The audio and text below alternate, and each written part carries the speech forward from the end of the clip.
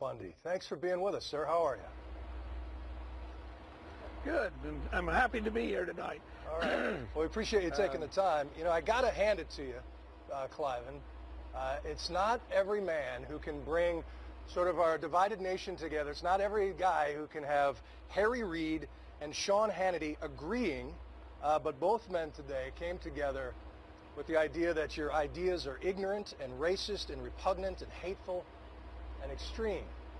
Do you understand why so many people from both sides of the political spectrum are so upset with what you said? No, I don't understand. I feel like that what I said from my heart. I didn't say it as a racial thing. I felt like that there's a group of people, we're talking about the black community. You know, my question was, I'm wondering whether they're that much better off in this situation we're in now with the government overreach and these, you know, I can see these people suffering, and my heart's going out to them. It's not against them.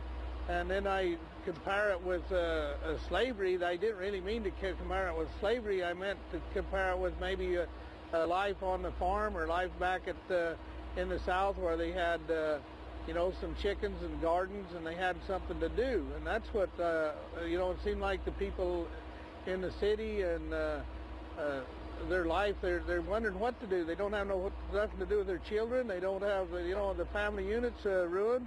And so that's what I was referring to. Is that I don't think that, I don't think they have the life that they should have. They don't have the freedoms and liberty, and they should have. And I felt like that.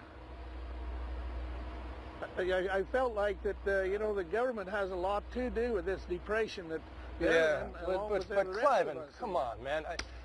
I'm going to send you a copy of a book called 12 Years a Slave, because it doesn't seem like you understand the pain that this entire group of people went through for so long. We live in an era now when a black man can be president instead of being owned by another. You espouse freedom.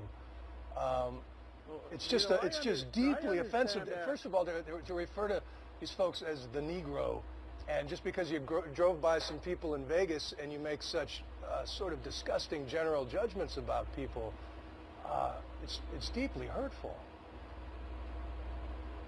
Well, you know, I would have really liked to have this discussion with private families instead of with the world. Yeah. But I still make my stand. That's my feeling.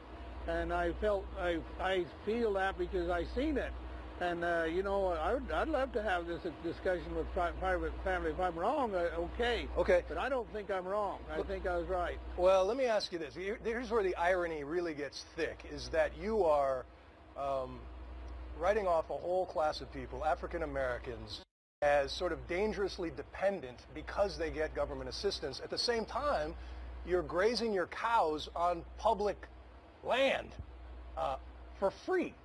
So how are you not sort of a welfare queen in a cowboy hat?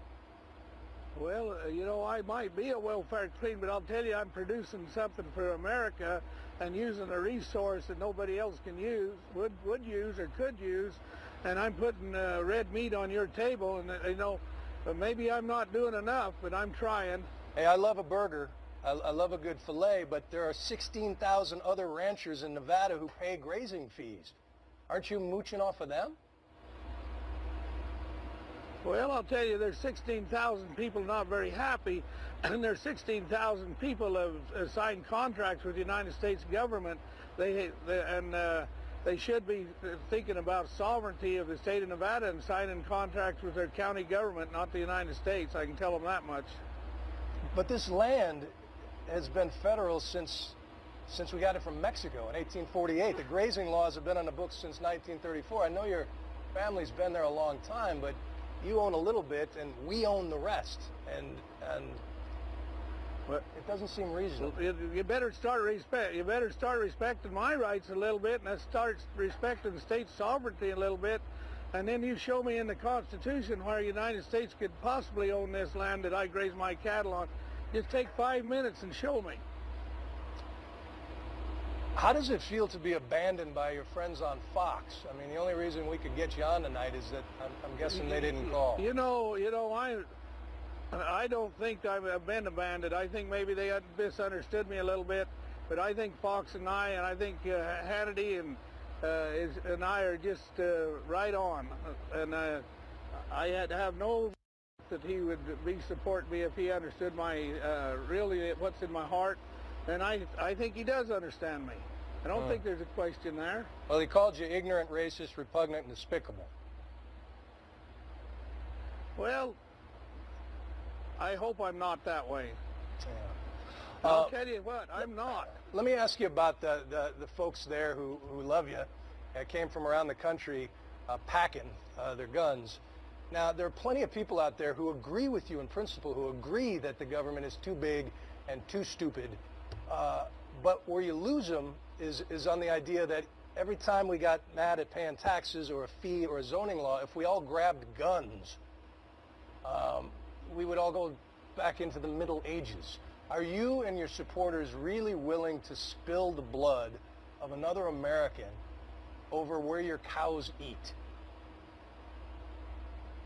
Well, is American really willing to spill our blood and we the people's blood when we stand up for a little bit of liberty and freedom? I think that's the question.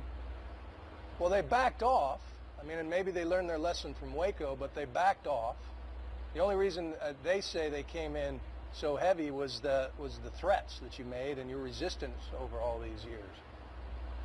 Well, how could I be a threat? I'm only one man. You didn't see me with any army. You never seen me carry arms. You never see me threaten them any physical way. So how can you call me I'm such a threat?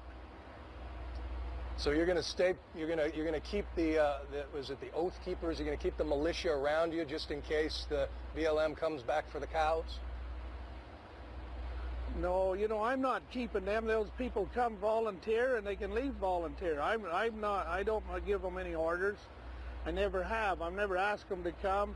I'm not going to tell them to go either. Okay. And what about the $1 million the government says you owe for those grazing fees? Why don't they send me a bill if I owe them that much money? They haven't been sending you bills all these years, these 20 years? No, they haven't. No, they have never sent me a bill. And you know, they've raised it on from $300,000 a couple of weeks ago to $1 million. I wondered how those cows ate that much grass. Yeah. Would you pay it if you had it? If you could work out a payment plan? Government. I'm sorry? No, I'd pay it to the proper form of government. You would?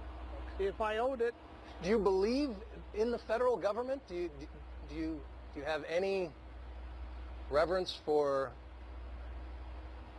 what happens in Washington, D.C. at all? Well, sure I do. You know, I've stated I pledge allegiance to the flag. I think our Constitution is the best form of government in the world.